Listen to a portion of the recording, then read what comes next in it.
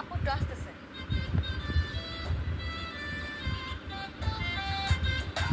আচ্ছা ভাই আপনি একটু বসেন, আমি একটু ভিতর থেকে আসি।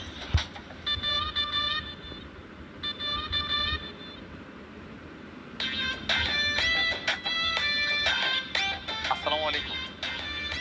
ওয়ালাইকুম আসসালাম। টেনা ভাইরাসের টিকাটা নিতে আসছি।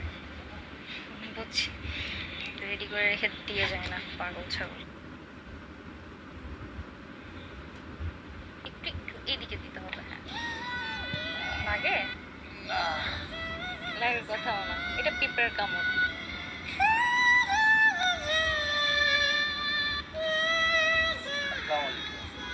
ওয়ালাইকুম আসসালাম। আপনি কি ভ্যাকসিন নিতে আসছেন?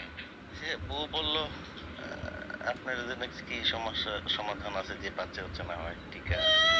আচ্ছা বসুন। আমার চাইলে এখন আর টেনা ভাইরাস হওয়ার কোনো সুযোগ নেই তো? না, আপাতত সম্ভাবনা নেই। আর কোনো টিকা দাম লাগলো দিয়া দেন, সমস্যা নেই। আপনারা চলে আসছেন? জি।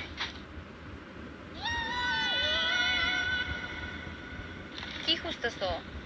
আপু এখানে না যে রোকসানা ভাবির জামাইয়ের জন্য একটা টিকা রেখে গেছিলাম আমি, কিন্তু খুঁজে তো পাইতেছি না। আচ্ছা বুঝতে পারছি, ভ্যাকসিন রেডি করে রেখে চলে যাও কেন না দিয়ে? এই যে এই পেশেন্টকে দিয়ে দিছি। হ্যাঁ হ্যাঁ আপু, এটা আপনি কি করছেন?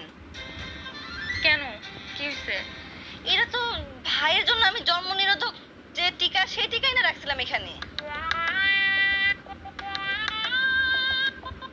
জন্ম নিরোধক টিকা ভ্যাকসিন মানে কি? মানে কি আবার? তোমার আর বাচ্চা কাচ্চা হবে না কখনো? তুমি না, তোর বাচ্চা হবে না, গ্রামের লোক যদি জানে তোর কেউ মেয়েও দিবে না। আপা, আপনি আমার টেনা ভাইরাসের নাম করে এটা কি টিকা দিয়ে দিচ্ছেন? আমার আর বাচ্চা হইব না?